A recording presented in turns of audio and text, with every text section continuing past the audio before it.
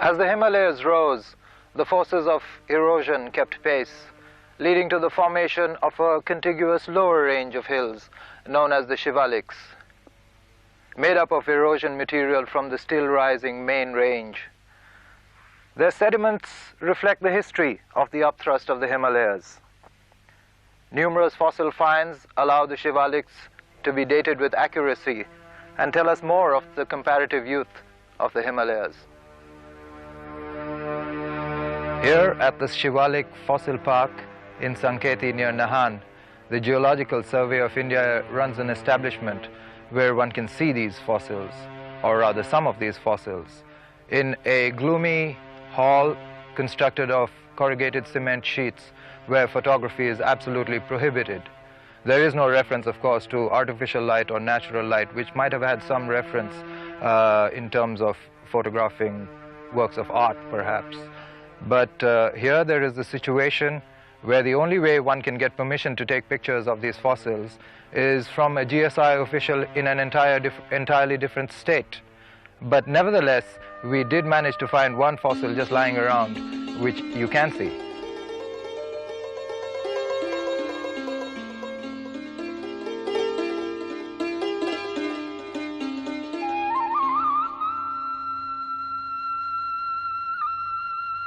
The Shivaliks, also known as the Sub-Himalaya or the foothills, run in a continuous belt from Jammu through the Kangra Valley and then on through the Sirmaur district to Dehradun, and further on the Bhabbar tracts of Garhwal and Kumaon. Continuing through Nepal, the only break comes at Sikkim, and then on again through Arunachal. Their width varies from a few kilometers to around 40 kilometers at different places. Longitudinal valleys running between the Shivaliks and the main Himalayan mountain range to the north are called dune valleys. And the gravel brought down into such valleys by the streams on both sides are called dune gravel. The best example of all this is, of course, Dehradun. But over the years, dense growth of sal and riverine forest have been cleared to make way for cultivation, for housing, for roads, for civilization.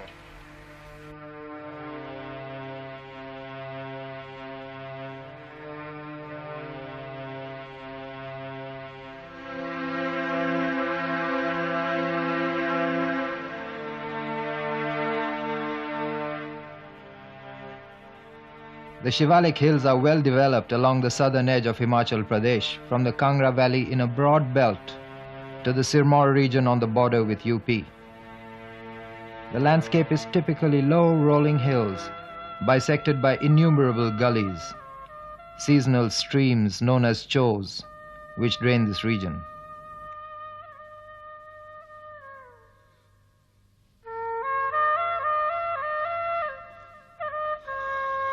Once peppered with small principalities and kingdoms, straddling major trade routes in and out of the interior Himalayan regions, they prospered till their eventual eclipse commenced during the British Raj.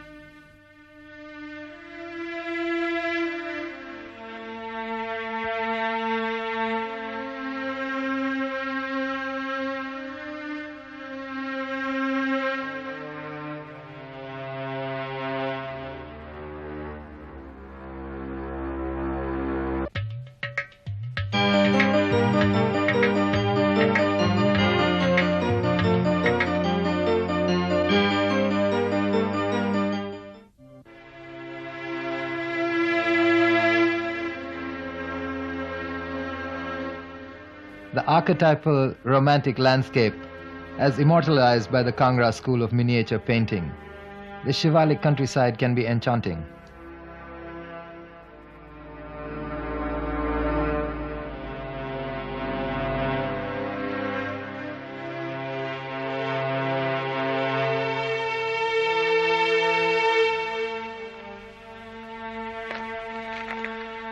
Sirmaur is one of the lesser-known areas of Himachal, and at this time of the year, in December, it is also one of the most beautiful. Traveling through this area is a rare treat that offers one an opportunity to familiarize oneself with the people, the cultures, the flora and the fauna of the Shivalik region.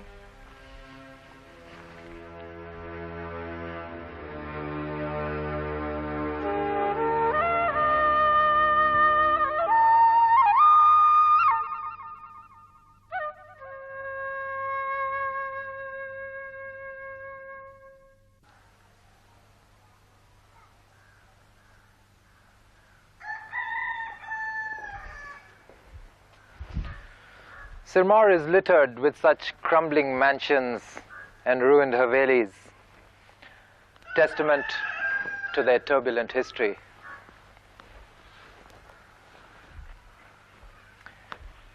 As with most such hill states, this history is a tapestry of valor, of deceit, and of romance.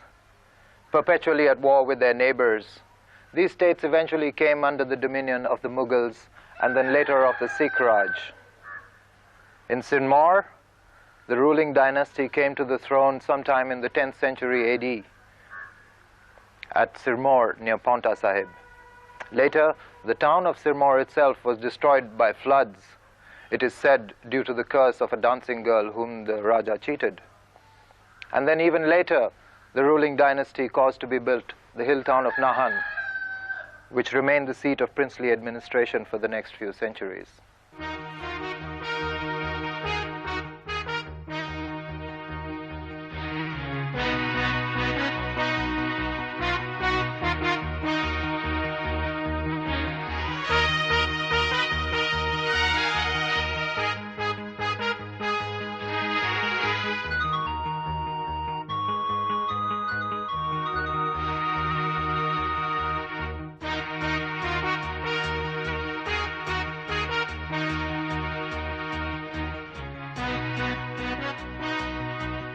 Built like an Austrian hill town with its cobbled streets and orderly air, it remains a beautiful town, in spite of the usual modern-day problems of overconstruction.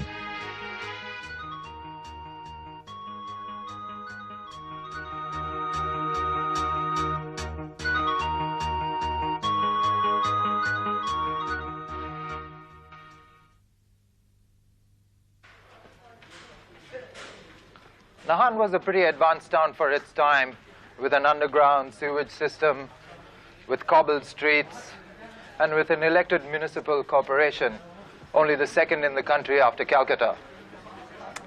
Modern-day Nahan retains some of this character with its narrow alleys in the old quarter and its marvelous old havelis and palace. And it has developed into something of a fascinating destination with very few tourists.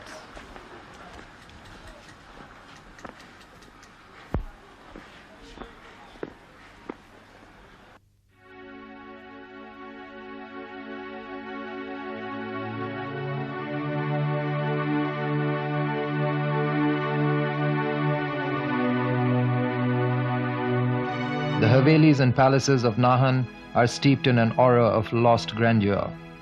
The elaborate drawing rooms and reception areas harken back to an era of shikar, grand balls, and receptions of state.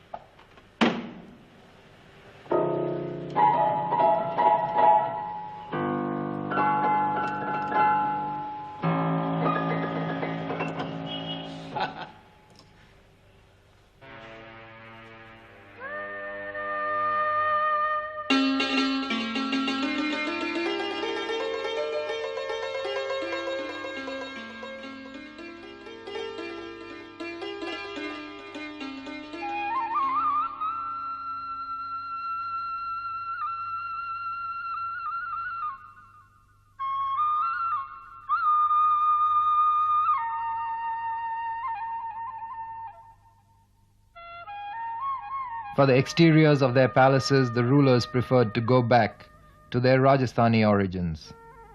This applied to their personal living areas as well. This room is wall-to-wall lined with murals done in the Rajasthani style.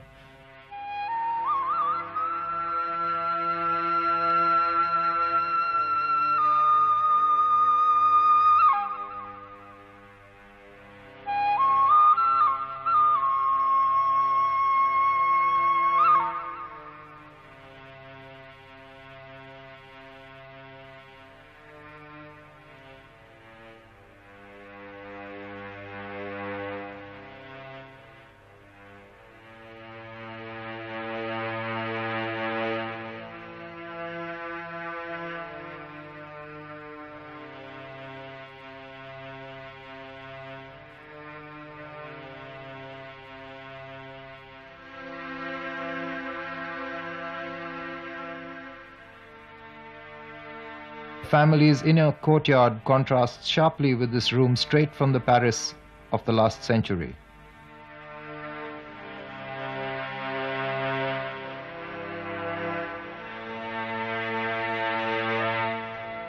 The ruling family of Sirmaur they've come from Jaisalmer, and the ruins of 8th century, which was found in a place called Sirmaurital, and there they say that the family was already there, but because of certain reasons, some say it was a curse of a dancing girl, some say there was epidemics there, and the other people say because of floods, the entire place was washed away, and then the family again they made Rajban as their capital. And then later on, in 1621, Raja Karam Prakash made Nahan as his capital. We are really honored and we were blessed by Guru Gobind Singh Ji. And we were given a Siri Sahib by Guru Gobind Singh Ji. And this was the time when Mahi Prakash was the ruler. Guru Gobind Singh Ji spent about 3 years in Sirmaur, and in his book Vachitra Natika, he's mentioned that the best time of his life was spent in Sirmaur. And that time only our ancestor, that time Mahi Prakash, was the one who supported Guru Gobind Singh Ji, while rest all the hill states were against him, like your Tiri Gadwal, your Nalagad, and all the other states were against him except my ancestors that time, who was Mahi Prakash. And because of that, Guru Gobind Singh Ji, he gave us a Siri Sahib and gave us a Vardhan that till the time liquor and smoke or tobacco is not in your house, you people will flourish. The town itself reflects this eclectic mix of architectural styles so typical of British India.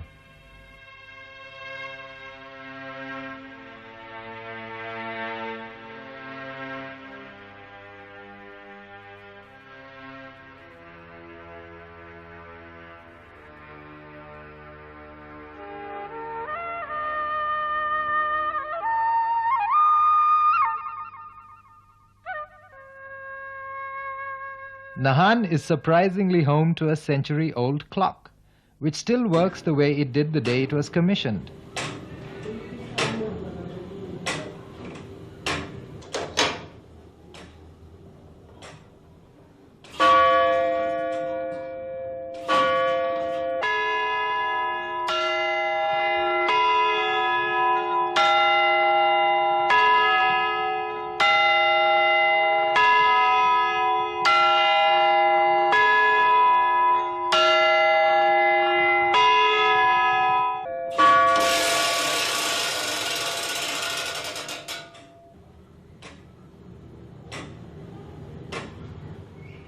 Mechanical arts flourished under the Rajas, and this tradition is still alive, passed down through the generations by the keepers of the clock, or as by the gunsmiths in the main marketplace, who takes an inordinate pride in his work.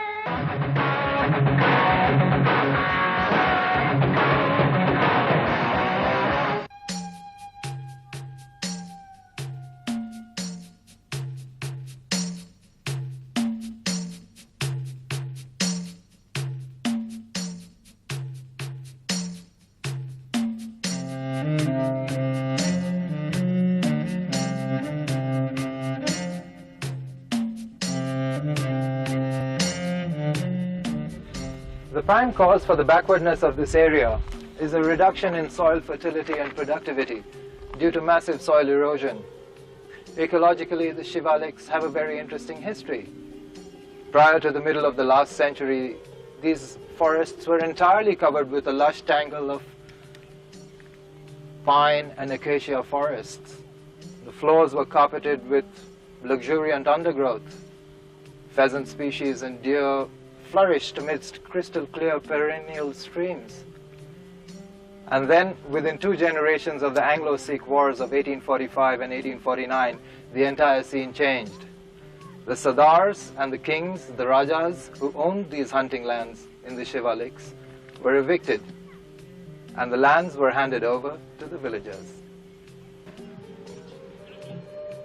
While an admirable notion in itself, this was in fact a minor anarchy, completely lacking in any regulatory mechanism. Unrestricted tree cutting and overgrazing stripped the area, and heavy rains did the rest. The loosely cemented morass soils of the Shivaliks were washed away, giving way to a badlands topography of knife-edged ridges. Some areas that fared better, however, such as Sirmaur, did so because they survived well into the British era as states. The Shivalik mountain system, which covers over 20,000 square kilometers in the states of Himachal, Punjab and Haryana, is now under a constant threat of erosion and floods. The Shivaliks are a part of the Himalayan mountain chain that have been neglected for a long time, though the problems and the conservation measures required were identified as early as 1895.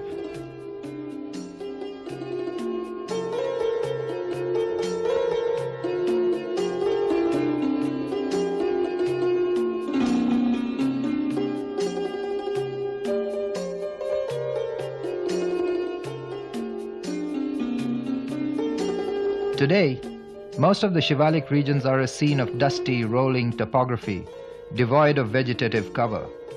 Monsoon torrents known as chos are quite common in the area. Numbering in the hundreds, these chos play havoc during the monsoons. They cut across fertile fields and spread sheets of sand over the flooded areas. The width of some of these chos is more than a kilometer, and a flash flood can bring enormous boulders tumbling down. Also to be toted up is the annual loss of life and property due to flash floods that disgorge from steep, rough, highly erodible catchments.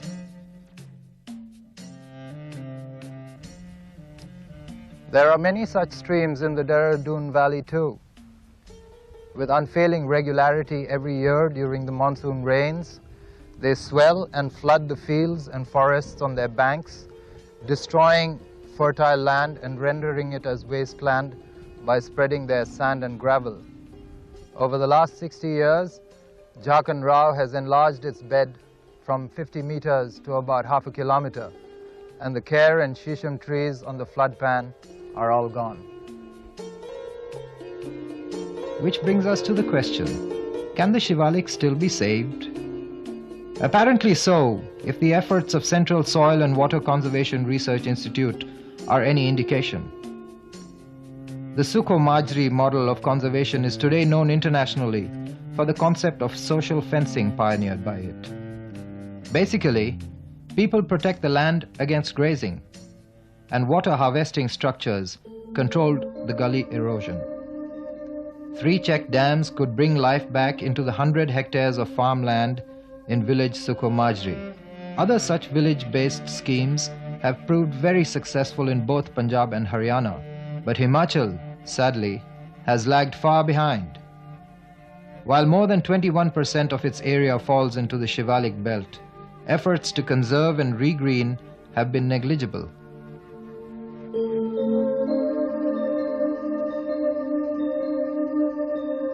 Some distance away from Nahan is the Renuka Lake, these days being promoted as a tourism destination.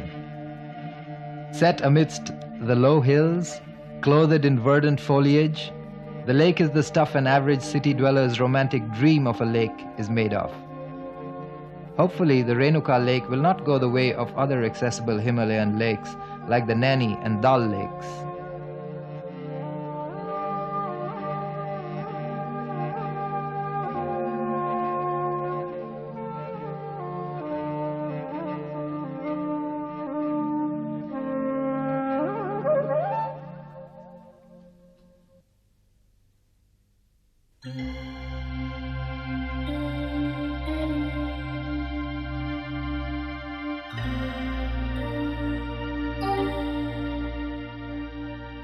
Experiments have shown that a combination of complete protection and integrated structural and vegetative measures are the answer to the problem. Grazing should be substituted with stall feeding. These hills are essentially quite productive and can be restored to their past glory within a period of 25 to 50 years, promoting wildlife and increasing avenues for recreation.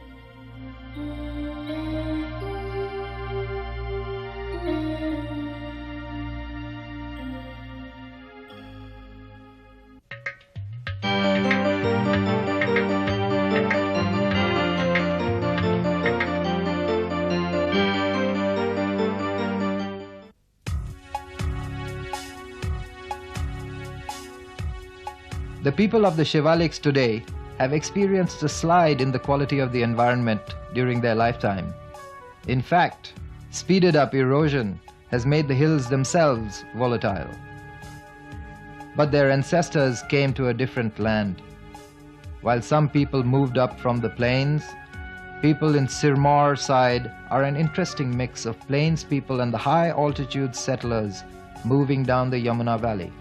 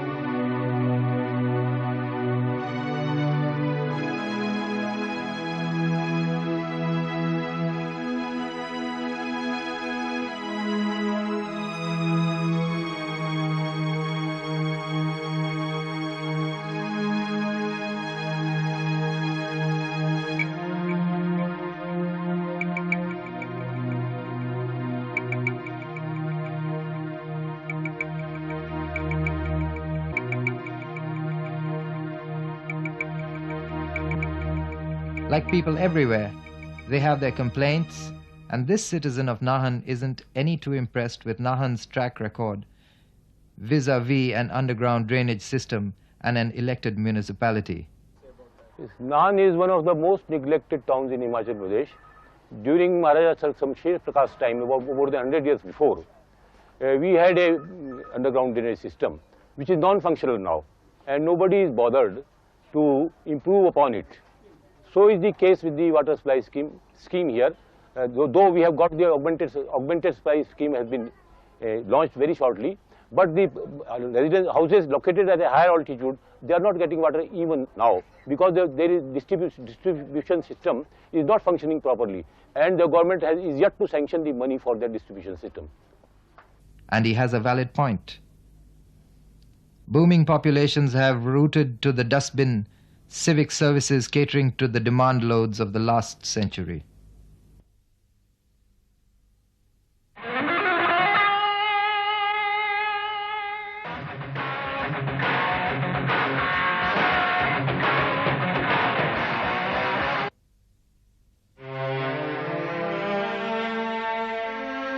Another dune valley, the Patli Dune, forms part of the Corbett National Park. Thus, this is one of the only regions of the Shivaliks to retain its forest cover and its diversity of wildlife species. Here in the valley of the Ramganga, we have a chance to observe species which were once fairly prevalent across the entire Shivalik belt. Thick grasslands clothe the valley floor, while the slopes bear verdant sal forests. Ungulates like the barking deer and the spotted deer thrive. Tigers are plenty, and the rivers are flush with mahseer and the occasional waiting gharial.